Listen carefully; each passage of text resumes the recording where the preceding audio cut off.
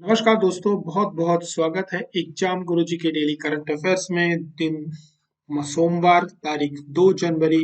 मध्य प्रदेश राष्ट्रीय एवं अंतर्राष्ट्रीय करंट अफेयर्स में आप सबका स्वागत है। इसकी पीडीएफ आप एग्जाम गुरुजी के टेलीग्राम चैनल से डाउनलोड करना नहीं भूलेंगे।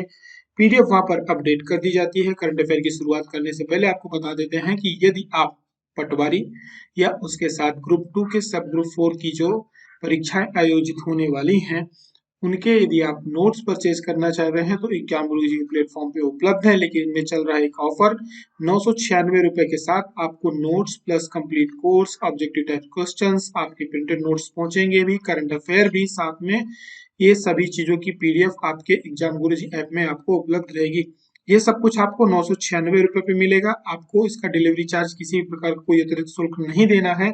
ये ऑफर केवल 5 जनवरी तक के लिए है। इसके बाद जो नोट्स रहेंगे वो आपके 899 रुपए रहेंगे। कोर्स आपका इसका प्राइस बढ़ जाएगा। साथ में दी एमपीपीएससी प्री का जिसका नोटिफिकेशन आ चुका है, डेट पहले ही दे दी थी, एक नोटिफिकेशन रह गया था, एक औपचारिकता रह गई थी जो पूरी कर दी गई है ताकि ईयर जीरो ना हो। ठीक है, तो इसके नोट्स भी एग्जाम गुरुजी पे उपलब्ध हैं। इसमें कुछ अभी अपडेट्स अभी और भी किए जाएंगे, लेकिन बजट से लेके बाकी चीजें तो वही रहनी है, क्योंकि आपका एग्जाम जो होना है वो मई में कंडक्ट होना है और जो बजट आना है वो मार्च में आना है। तो संभावना कम है कि करंट अफेयर्स में हम बाकी के जो बजट आएगा उसको पढ़ाएंगे ही। तो आपके पास समय भी वहां पे लगभग 1 महीने का ही रहेगा बजट के लिए भी। तो बाकी की चीजें यहाँ पे अपडेट हैं, आप ये नोट्स परचेज कर सकते हैं एग्जाम गुरुजी के प्लेटफॉर्म से। बाकी डिटेल्स के लिए नीचे दिए गए नंबर पे कांटेक्ट कर सकते हैं। करंट अफेयर की शुरुआत आज के विचारों के साथ। जब तक आप दौड़ने का साहस नहीं जुटाएंगे, तब तक आपके लिए प्रतिस्पर्धा में जीतना सदैव असंभव बना रहेगा। आपको सबसे पहले इसके लिए क्या चाहिए? साहस चाहिए। जिसके अंदर साहस है, और उसको साहस किस चीज के लिए चाहिए? जिस लक्ष्य को आपको पाना है उसकी तरफ आपको दौड़ना होगा। और तब तक आप प्रतिस्पर्धा में जीतना आपके लिए सदैव संभव बना रहेगा, यानी आपको एक कदम तो आगे बढ़ना पड़ेगा। ये किसने कहा है? ये आचार्य विष्णुगुप्त ने कहा है। चाणक्य रहे हैं जिन्होंने हमारे देश को एक महान राजा दिया है। ठीक है, वो भी कोई एक तरह से आप ये कह सकते हैं कि उन्होंने उसको पूरा एक, तो जैसे एक माली पौधे को तैयार करता है, इस प्रकार से उन्होंने तैयार किया है और उसको एक स्तर तक पहुंचाया कि वो पूरे भारतवर्ष में, पूरे आसपास के क्षेत्रों में उन्होंने अपना एक बोलते हैं ना अजय नाम कमाया। लेकिन उन्होंने कैसे किया? उन्होंने उसके अंदर साहस पैदा किया, प्रतिस्पर्धा पैदा करी, उसके लिए आगे बढ़ने के लिए प्रेरित किया। तो प्रेरित में सबसे पहले एक आवश्यकता होती है स्वप्रेरणा की। हमारा वर्ष यहाँ से शुरू हो जाता है, 2023 का वर्ष शुरू हो गया होगा। आपने काफी एंजॉय भी कर लिया होगा, 31 तारीख से लेकर के 1 तारीख तक का काफी एंजॉय किया होगा। लेकिन आप इसमें नया क्या किए, ये आपको सोचना पड़ेगा। 2 दिन जो रहे हैं, 29 तारीख और 30 तारीख विशेषकर, सारे नोटिफिकेशन एमपीपीएससी की तरफ से आ गए हैं। हम आपसे बार बार कह रहे हैं कि अनावश्यक रूप से बहसों में नहीं पड़े, बाकी किसी चीज में नहीं पड़े, क्योंकि एक चीज नहीं बदल सकती, वो नहीं बदल सकती क्या कि आपका एग्जाम का जो प्री का एग्जाम होना है वो नहीं बदलेगा। सभी आपके जो प्राइमरी एग्जाम है, चाहे वो पटवारी के हो, चाहे वो आपके प्री के हो, पीएससी के हो, सभी की जो प्रारंभिक परीक्षा होती है वो आयोजित की जाएगी। विवाद केवल परिणाम का है। परिणाम के विवादों में पड़ने का, मैं बार बार कहता हूं, अधिकार उसी का है जिसने प्री की तैयारी अच्छी कर रखी है। जिसका प्री ही नहीं निकला है उसको परिणामों के विवाद में पढ़ना ही नहीं चाहिए, या वो उस फुर्सत है बैठ करके पढ़ सकता है। लेकिन जिसका प्री निकल गया है उसको आगे की तैयारी अपनी जारी करके रखना चाहिए।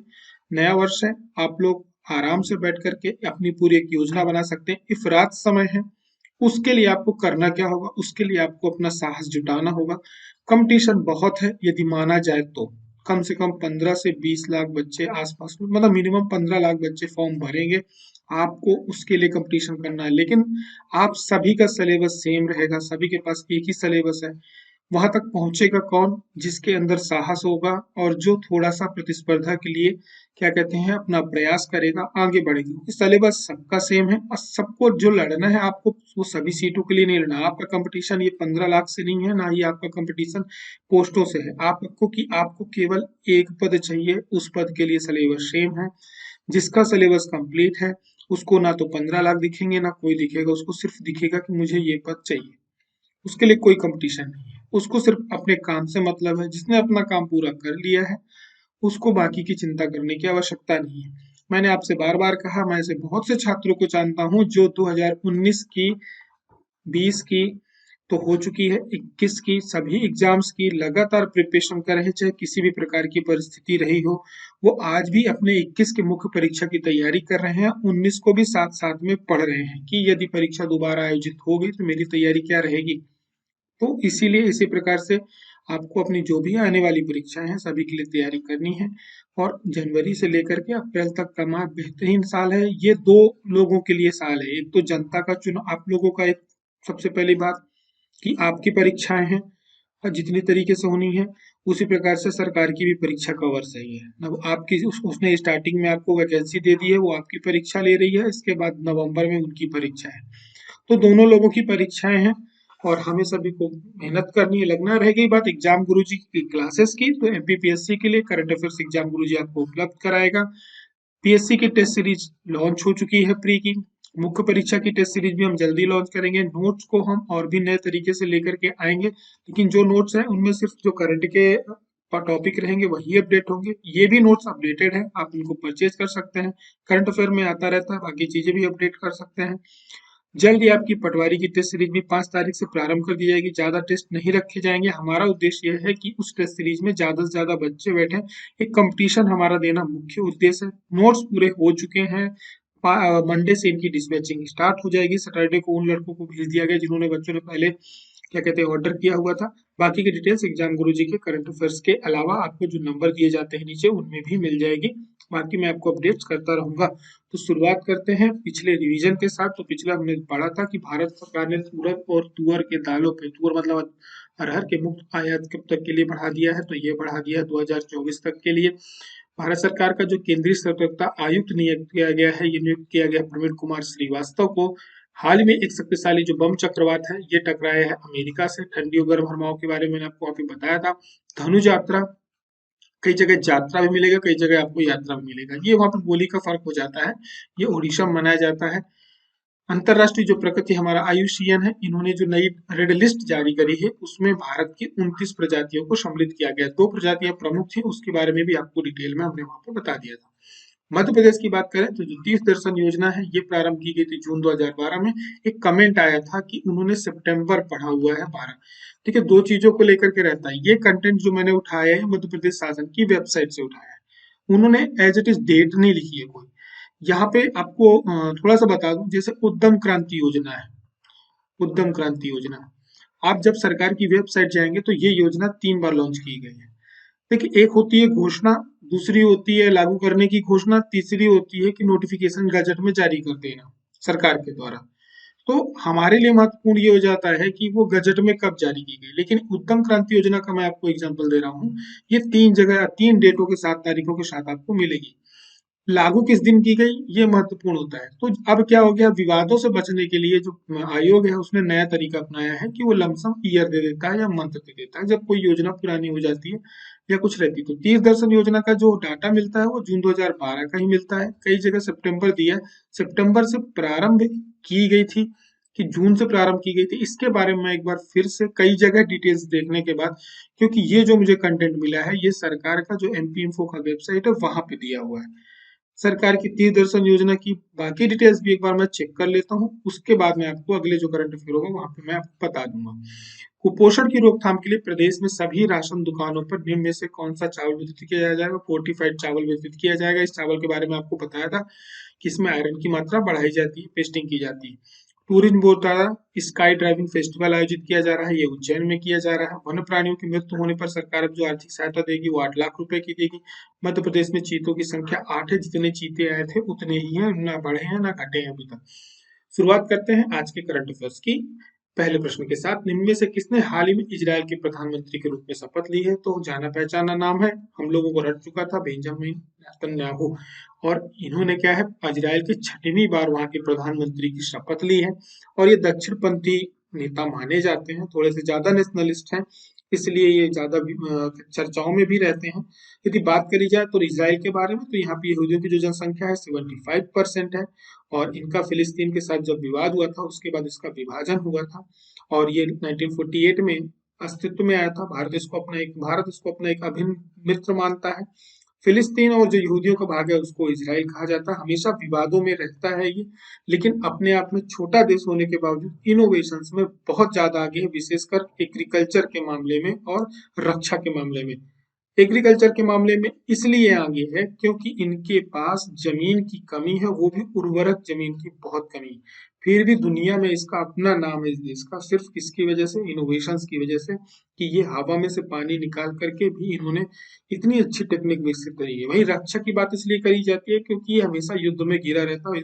फलस्तीन के साथ इनका हमेशा युद्ध चलता रहता है, गोरिल्ला टाइप का चलता ही रहता है। तो उसको उसकी रक्षा के लिए उन्होंने क्या किया है, उसकी रक्षा के लिए उन्होंने अपनी रक्षा शक्ति बहुत मजबूत करी। तो इन दो चीजों के लिए जाना जाता है। राजधानी इसकी जेरूसलम है, जिसको अभी तक अंतरराष्ट्रीय मान्यता नहीं प्राप्त है, जिसमें एक भारत भी सम्मिलित है जो जेरूसलम को इजराइल की राजधानी नहीं मानता। मुद्रा यहाँ की इजरायली शेकेल है। कई बार पेपर में मुद्रा पूछ ली जाती है। संसद का नाम यहाँ का नेशेट है। राष्ट्रपति यहाँ के इसहाक हर्जोग हैं। बढ़ते हैं अगले प्रश्न की तरफ। प्रश्न क्रमांक 2, भारत की पहली अंडर वाटर मेट्रो लाइन सुरंग कहाँ बनाई जा रही है? तो ये बनाई जा रही है कोलकाता में।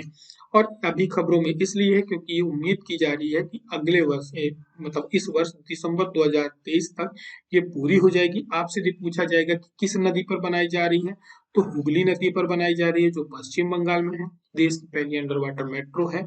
और ये वहाँ का जो रेलवे स्टेशन है वहाँ पे बनेगी, हावड़ा से जोड़ेगी इसको।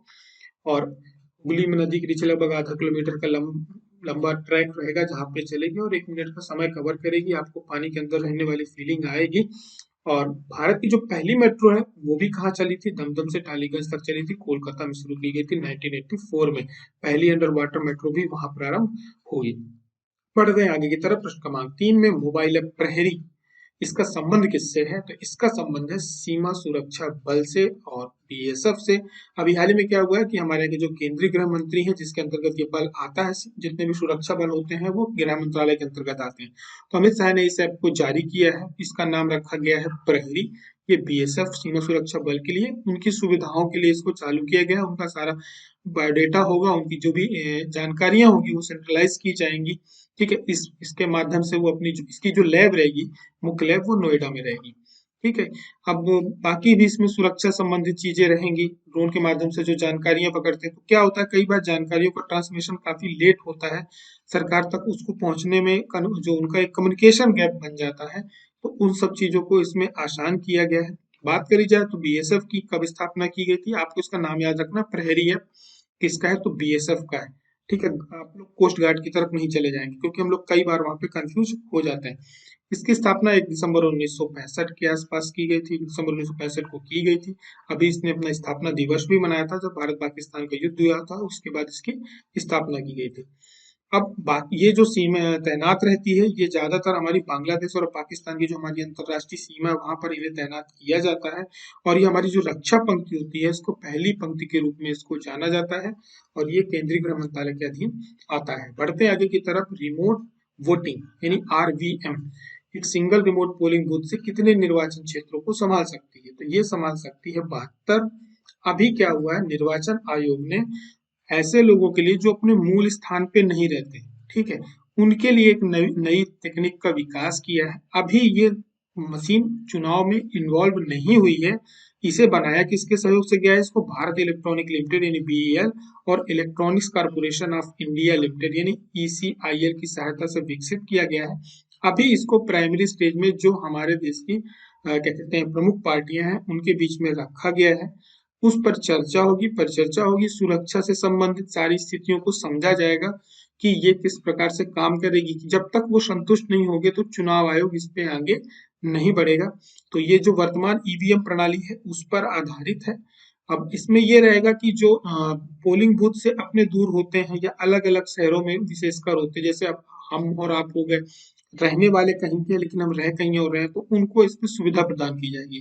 तो बहुत सारे अभी क्वेश्चंस एराइज होंगे, सामान्य सी बात है, लोकतांत्रिक देश है, तो उस पर क्वेश्चंस एराइज होंगे। पार्टियां अपने अपने जो उनके अंदर एक शंकाएं होंगी उस पर सवाल करेंगी और जो चुनाव आयोग होगा उन शंकाओं को समाधान करेगा। क्योंकि लास्ट में जो नेतृत्व होता है वो किसके पास होता है, एक आम जनता का, वो किसके पास होता है? नेताओं के पास होता है, जिसको वो निर्वाचित करके चुन करके वहां भेजते हैं।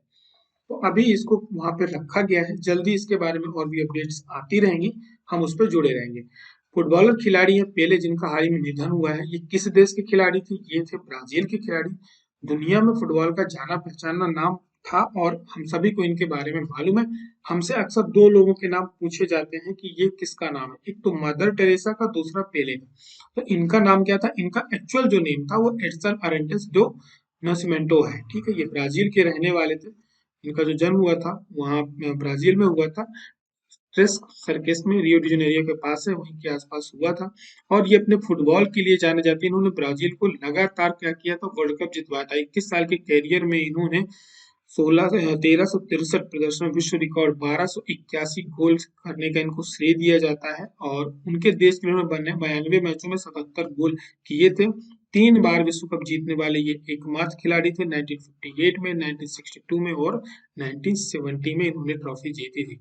पेले को 2000 में FIFA player of the century का नाम दिया गया था और इन्हें पेले के नाम से जाना जाता है। इनका एक्चुअल नेम यहाँ पर बता दिया। और ये पूरे वर्ल्ड विश्व स्तर पे काफी सम्मानित खिलाड़ी रहे, वो भी फुटबॉल के। तो इन्होंने क्या है, ब्राजील को स्वीडन में 1958 में विश्व कप जीतने में मदद की ही थी। और इसके बाद बात की जाए, इनका भी हाल ही में निधन हुआ है। तो एक्चुअल नेम याद रखना है, बाकी की चीजें याद रखनी है। तो एमपीपीएससी प्री के यदि आप टेस्ट सीरीज ज्वाइन करना चाहते हैं तो हमारा जो रेगुलर प्राइस रहता है वो 499 रहता है, लेकिन अभी 5 जनवरी तक के लिए जो ऑफर चल रहा है ये 299 पे उपलब्ध है। आप इसको परचेज कर सकते हैं। टेस्ट सीरीज की यदि आपकी क्वेरी है कि इसके टेस्ट कब अपडेट होंगे, निश्चिंत रहिए, टेस्ट अपडेट हो गए। जैसे ही आप ज्वाइन करते हैं आप टेस्ट देना प्रारंभ कर सकते हैं।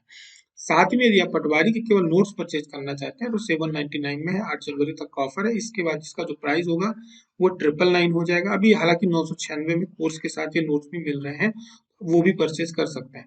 ठीक है, टेस्ट सीरीज के बारे में आपको थोड़ा सा बता देता हूँ। 100 टेस्ट रहेंगे, 20 यूनिट वाइज टेस्ट रहेंगे, 10 एफएलटीज रहेंगी, टोटल 70 टॉपिक वाइज टेस्ट रहेंगे। पूरा शेड्यूल ऐप में डाल दिया गया है, वहां पे देख सकते हैं। टेस्ट भी ये अपडेट हो गए, सिर्फ एफएलटी है जो अभी अपडेट नहीं हुई है, क्योंकि ये करंट अफेयर्स के साथ अपडेट होती जाएंगी। बाकी के टेस्ट आप आज से, अभी से तुरंत से देना शुरू कर सकते हैं। आपके लिए महत्वपूर्ण रहेगी। इसमें लगभग हम 4.5 एमसीक्यू कवर करेंगे। करंट अफेयर्स भी आपका इसमें अप्रैल तक का पूरा रहेगा। तो 2-3 टेस्ट ऐसे रहेंगे करंट अफेयर वाले जो बाद में अपडेट होंगे। आगे की तरफ बढ़ते हैं और शुरुआत करते हैं मध्य प्रदेश के करंट अफेयर्स की। निम्न में से कौन सा राज्य खेलो इंडिया यूथ गेम्स 2022 में हॉकी में पुरुष अंडर जो 18 का खिताब था वो जीता है? तो वो जीता है मध्य प्रदेश ने। अभी क्या हुआ है, इसका जो 30 दिसंबर को आयोजन हुआ था भुवनेश्वर में खेलो इंडिया यूथ गेम 2022 की पुरुषों के अंडर क्वालिफायर खिताब के लिए, तो ओडिशा को हरा करके मध्य प्रदेश ने इसको 6-5 से जीत लिया है। और फाइनल में हमारे यहाँ की जमीर मोहम्मद ने, इन्होंने हैट्रिक बनाई है। और मध्य प्रदेश के लिए जो अली अहमद, मोहम्मद जैद खान है, कप्तान अंकित पाल है, इन्होंने एक एक गोल किया है। और हरियाणा ने इस पे तीसरा स्थान हासिल किया है। बात करी जाए पुरस्कारों तो जो सर्वश्रेष्ठ गोलकीपर थे वो रवि थे, हरियाणा के रहने वाले। मध्य प्रदेश के खिलाड़ियों का नाम याद रखेंगे, सुंदरम राजावत हैं, इसके अलावा अली अहमद है सर्वश्रेष्ठ स्ट्राइकर का। फिर बढ़ते हैं हम लोग प्रश्न क्रमांक 7 में। 11-12 जनवरी 2023 को के मध्य भारतीय निर्यातक महासंघ यानी एफआईओ के द्वारा कहां पर वैश्विक निवेशक सम्मेलन, लघु उद्योग निर्यात सम्मेलन, आपको याद रखना, आयोजित होगा? बिल्कुल नहीं घबराना है, इंदौर में ही आयोजित होगा, क्योंकि जो हमारे यहाँ जो बिजनेस समिट होने वाली है वो कहाँ होने वाली है? इंदौर में। प्रवासी भारतीय दिवस कहाँ होने वाला है? इंदौर में। लघु उद्योग निर्यात सम्मेलन जो 2023 आयोजित होगा वो भी कहाँ होगा? इंदौर में होगा, 11-12 जनवरी 2023 को। किसके द्वारा किया जाएगा? तो भारतीय निर्यातक महासंघ इसके द्वारा किया जाएगा। अब काफी सारे देश और काफी सारे कारोबारी इसमें सम्मिलित होंगे। बढ़ते हैं आगे की तरफ। एयरपोर्ट अथॉरिटी का जो कस्टमर सेटिस्फेक्शन सर्वे होता है, इसमें भोपाल का जो राजा भोज एयरपोर्ट है ये देश में किस नंबर पे है? तो ये देश में दूसरे नंबर पे है अपने जो कस्टमर्स हैं उनको सेटिस्फेक्शन देने में, सुविधाओं के मामले में। तो ये हर साल में 2 बार करती है। ये दूसरा सर्वे था, देश में नंबर 2 पे एयरपोर्ट रहा है हमारा। और ये किसके द्वारा किया गया था? ये अंतरराष्ट्रीय एयरपोर्ट काउंसिल द्वारा किया गया था। जो उनके मापदंड होते हैं उन पे मध्य प्रदेश का जो एयरपोर्ट है राजा भोज, ये खरा उतरा है। बढ़ते हम लोग प्रश्न क्रमांक 9 की तरफ। पीबीडी यानी प्रवासी भारतीय दिवस और जीआईएस ग्लोबल इन्वेस्टर समिट के लिए किस शहर में होम स्टे योजना का विशेष अभियान चलाया जा रहा है? तो ये दोनों जहां आयोजित हो रहे हैं इंदौर में, वहीं पर चलाया जाता है। आपसे प्रश्न एक तो ये बन ही सकता है कि ये अभियान, विशेष अभियान चलाया जा रहा है पीबीडी और जीआईएस के लिए, ये कहाँ चलाया जा रहा है? तो ये इंदौर में चलाया जा रहा है। दूसरा आपसे एक प्रश्न यहाँ ये बन सकता है कि ये जो होम स्टे योजना है ये किसके द्वारा चलाई जाती है, तो ये हमें ध्यान रखना है, जो टूरिज्म बोर्ड होता है हमारा, उसके द्वारा चलाई जाती है। अब इसका एक अच्छा इनोवेशन भी है कि यहाँ पे, क्योंकि बहुत सारे लोग यहाँ पर आने वाले हैं, तो यहाँ पे जिन जो जुड़ेंगे इसके साथ, होम स्टे यानी उन्हें घर पे रोका जाएगा, उनकी अवगत की जाएगी। वैसे भी हमारे यहाँ ये सामान्य चीज है, हम लोगों की जो परंपरा रही है अतिथि देवो भव, तो वो शुरुआत से ही रही है कि अतिथियों का हम स्वागत करने में बहुत ही अच्छे होते हैं। भारत इस मामलों में बहुत आगे है। तो इंदौर को भी एक अवसर दिया गया है, तो उसकी वजह से क्या होगा, एक रोजगार भी डेवलप होगा, साथ में उनको घुलने मिलने का एक अवसर भी मिलेगा। आगे की तरफ बढ़ेंगे, बात करेंगे प्रश्न क्रमांक 10 की। केंद्र सरकार का जो कपड़ा परिधान मंत्रालय का इंक्यूबेशन सेंटर है वो किस शहर में है, तो वो है ग्वालियर में। देखिए अभी क्या है, मध्य प्रदेश सरकार का होने वाला है प्रोग्राम, अब ज्यादा दिन बचे नहीं है, नेक्स्ट वीक स्टार्ट हो जाएगा। तो उसमें क्या है कि मध्य प्रदेश अपनी उपलब्धियों को लेकर के बहुत ज्यादा आगे है, बहुत सारी उपलब्धियां अपनी गिनाई जा रही हैं। तो उन्हीं में एक है हमारे यहाँ, जो आपसे एक प्रश्न बनेगा कि स्टार्टअप नीति कब, जो नई स्टार्टअप नीति 2022, इसका नाम क्या है। इसका नाम याद रखना है, एमपी स्टार्टअप नीति और कार्यान्वयन योजना 2022। तो मध्य प्रदेश स्टार्टअप जो है, इसको स्टार्ट किया कब किया गया था, इसका इनोग्रेशन कब किया गया था, तो हमेशा याद रखना है, इसका जो इनोग्रेशन हुआ था 13 मई को हुआ था, भारत के प्रधानमंत्री ने वर्चुअली इसका इनोग्रेशन किया था। अब इसी में उपलब्धियां गिनाई जा रही हैं सभी जगह पे, मुख्यमंत्री गिना रहे हैं, सरकार भी गिना रही है। तो स्टार्टअप ब्लिंक की रिपोर्ट के अनुसार देश में जो इंदौर है वो 14th पोजीशन में, 14वें स्थान पे है, वही भोपाल जो है 29वें स्थान पे है। और वर्तमान में मध्य प्रदेश में लगभग 2500 से अधिक स्टार्टअप जो हैं रजिस्टर्ड हो चुके हैं, और इनमें से सबसे अच्छी बात यह है 1100 से अधिक जो स्टार्टअप है महिला उद्यमियों के द्वारा चलाए जा रहे हैं। इसके अलावा अभी प्रदेश में 45 से अधिक जो इंक्यूबेटर्स है, एक प्रारंभिक चरण यानी स्टार्टअप की स्टेज में है। और केंद्र सरकार का जो कपड़ा परिधान मंत्रालय का इंक्यूबेशन सेंटर है वो कहाँ पर है, ग्वालियर में है। आगे की तरफ बढ़ेंगे और बात करेंगे, हमने आपको सभी को कल एक प्रश्न दिया था कि प्रसिद्ध दक्षिण मुखी हनुमान मंदिर का जो टेकरी सरकार है ये किस जिले में। आप सभी ने काफी बढ़ चढ़ कर हिस्सा लिया और धीरे धीरे हम लोग अच्छी स्पीड पकड़ रहे हैं, आंसर्स देने के मामले में भी संख्या भी बढ़ रही है।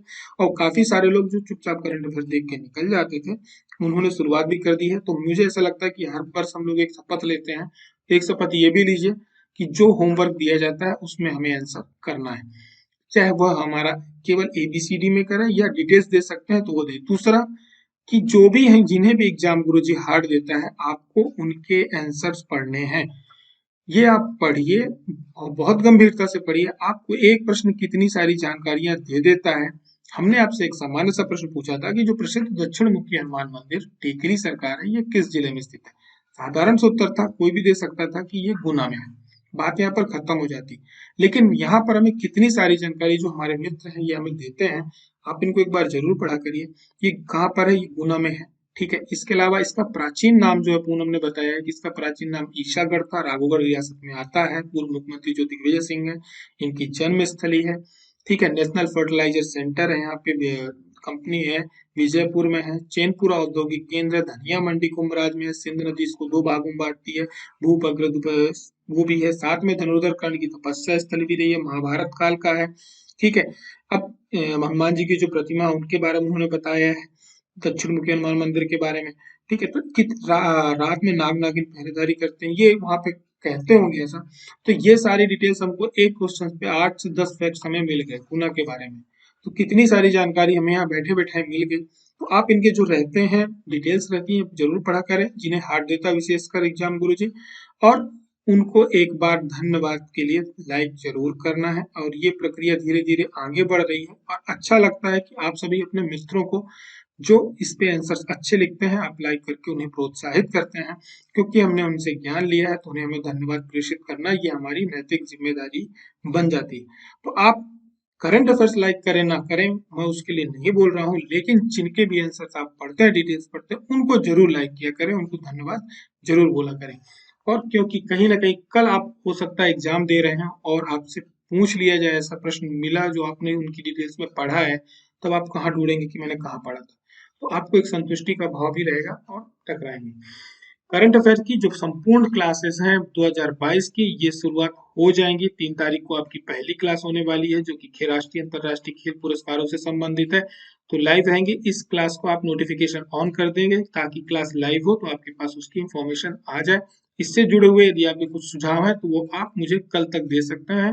कल की क्लास में जो परसों की क्लास होने वाली है तो उस पे हम आपको बाकी चीजें ऐड कर लेंगे। तो इन क्लासेस की प्लेलिस्ट भी बना दी गई है, आप उसको देख लेंगे। एग्जाम गुरुजी के जो यूट्यूब चैनल है वहां पर उपलब्ध है। करंट अफेयर खत्म करने से पहले आप सभी के लिए आज का होमवर्क, वर्तमान में मध्य प्रदेश में कितने व्यावसायिक हवाई अड्डे संचालित हैं? 2, 3, 4, 5। राइट आंसर नीचे देना है, उसके बारे में थोड़ी सी डिटेल्स बतानी है। ठीक है, जिनके आंसर राइट होंगे एग्जाम गुरुजी लाइक देगा, जिनके आंसर अच्छे होंगे एग्जाम गुरुजी उनको हार्ट देगा। हार्ट वाले जो भी आंसर्स होते हैं उनको पढ़ना नहीं भूलना है और ज्यादा मोटिवेशन नहीं देंगे। नया साल है, ठीक है, एक तारीख गुजर गई, पढ़ाई में लग जाइए, इसके अलावा बाकी का कुछ काम नहीं आने वाला है। हमारी और आपकी मुलाकात अगले करंट अफेयर्स में होगी, तब तक के लिए अपनी पढ़ाई चालू करके रखिए, अपना ध्यान रखिए।